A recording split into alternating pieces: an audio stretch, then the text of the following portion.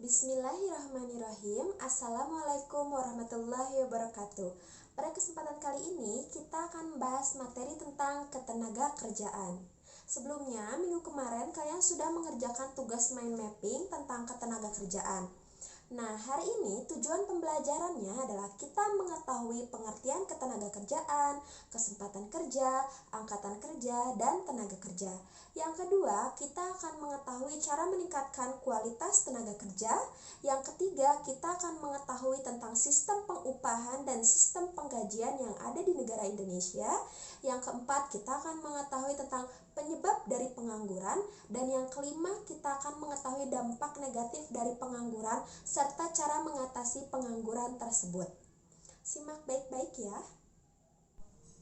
Dalam UU RI nomor 13 tahun 2003 menyatakan bahwa ketenaga kerjaan adalah segala hal yang berhubungan dengan tenaga kerja pada waktu sebelum, selama, dan sesudah masa kerja. 3 hal penting dalam ketenaga kerjaan adalah tentang kesempatan kerja, tenaga kerja, dan angkatan kerja. Sebelumnya kita harus mengetahui terlebih dahulu tentang penduduk. Apa itu penduduk? Penduduk itu terbagi menjadi 2, yaitu penduduk usia kerja dan penduduk bukan usia kerja. Penduduk usia kerja idealnya yang berusia 15 tahun ke atas, dan penduduk bukan usia kerja adalah penduduk yang berusia 0-14 tahun dan 64 tahun ke atas. Kemudian kita akan mengetahui tentang angkatan kerja. Apa itu angkatan kerja? Angkatan kerja adalah penduduk usia kerja, baik yang sedang bekerja ataupun yang sedang mencari pekerjaan atau bisa dibilang pengangguran. Dan yang selanjutnya, kesempatan kerja. Apa itu kesempatan kerja? Kesempatan kerja adalah lowongan pekerjaan. Kemudian, untuk mengetahui tingkat partisipasi angkatan kerja, rumusnya adalah angkatan kerja dibagi tenaga kerja dikali 100%. Kita akan mengetahui tentang jenis-jenis tenaga kerja. Jenis-jenis tenaga kerja terbagi menjadi 2, yaitu berdasarkan kegiatannya dan berdasarkan keahliannya. Berdasarkan kegiatannya ada 2 jenis tenaga kerja. Yang pertama tenaga kerja rohaniah dan yang kedua tenaga kerja jasmaniah. Tenaga kerja rohaniah atau disebut dengan tenaga kerja non-fisik, contohnya seperti direktur, manajer. Yang kedua, tenaga kerja jasmaniah yang berdasarkan fisik atau tenaganya, pekerjaannya seperti pegawai bangunan, sopir angkutan umum, dan lain sebagainya. Yang selanjutnya, tenaga kerja berdasarkan keahliannya terbagi menjadi 3, yaitu tenaga kerja terdidik, tenaga kerja terlatih, dan tenaga kerja tidak terdidik dan tidak terlatih. Tenaga kerja terdidik contohnya adalah dokter, guru yang berdasarkan pendidikannya. Sedangkan tenaga kerja terlatih berdasarkan pengalaman ia bekerja dan berdasarkan latihannya. Contohnya seperti tukang masak atau chef, kemudian ada montir, dan lain sebagainya.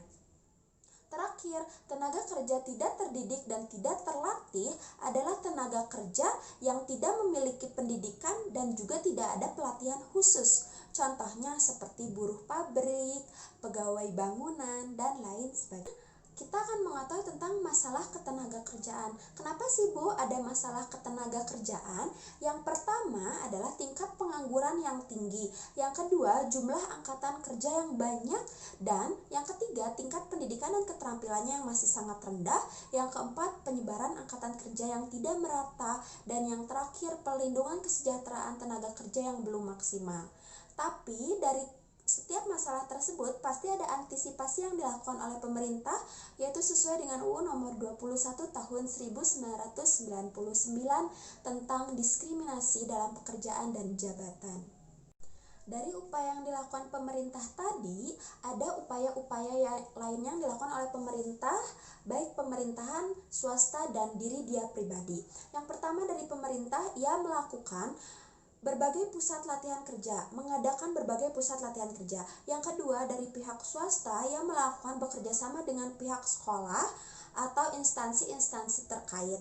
Yang ketiga yaitu dari dirinya sendiri, ia harus mampu meningkatkan kualitas pribadi dirinya dan menanamkan jiwa wirausaha supaya tidak tergantung kepada pencarian kerja yang sudah sangat minim. Sistem upah ada 3. Yang pertama berdasarkan penawaran dan permintaan. Penawaran kita posisikan sebagai seseorang yang mencari kerja dan permintaan adalah dari perusahaan. Jika penawaran lebih besar dibandingkan permintaan, maka upah cenderung turun karena penawarannya begitu banyak, sedangkan permintaan itu adalah dari perusahaan tidak begitu banyak. Yang kedua yaitu dari kesepakatan. Nah, apabila kesepakatan ini antara pencari kerja dengan penerima kerja, mereka akan melakukan deal-dealan atau sesuai atau tidak sesuai dari upah tersebut.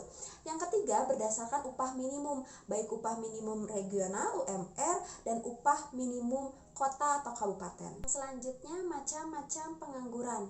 Macam-macam pengangguran berdasarkan penyebabnya ada 4, yaitu pengangguran konjungtural atau pengangguran siklis. Adalah pengangguran berdasarkan dari kegiatan perekonomian suatu negara yang menurun. Contohnya seperti krisis moneter di tahun 1998. Yang kedua yaitu pengangguran struktural, perubahan dari struktur negara tersebut. Contohnya dulu menggunakan struktur pertanian, sekarang menggunakan struktur kegiatan industri. Nah, yang ketiga pengangguran friksional, yaitu pengangguran yang terjadi karena ketidakcocokan dari para pencari kerja dengan perusahaan. Contohnya, yang kita butuhkan perusahaan itu adalah sekarang pegawai-pegawai berdasarkan IT, sedangkan lulusan-lulusannya adalah dari lulusan SMA. Nah, ketidaksesuaian tersebut yaitu disebut dengan pengangguran friksional. Yang terakhir adalah pengangguran musiman, yaitu contohnya sekarang sedang musim masker. Pegawai pabrik berbondong-bondong untuk menjadi penjual masker. Nah, di situ terjadi pengangguran musiman. Apabila masker tersebut sudah tidak diperlukan oleh masyarakat, maka orang-orang tadi yang menjual masker menjadi pengangguran. Nah, pengangguran tersebut disebut dengan pengangguran musiman. Nah, yang terakhir yaitu dampak dari pengangguran. Apa sih Bu dampak dari adanya pengangguran? Yang pertama, pendapatan nasional dan pendapatan per kapita yang akan menurun. Kemudian, penerimaan negara yang menurun berasal biasanya dari pajak. Nah, ini karena banyaknya pengangguran berarti pendapatan negara menjadi menurun. Yang ketiga, beban psikologis bagi masyarakat tersebut. Dan yang keempat, biaya sosial yang semakin meningkat.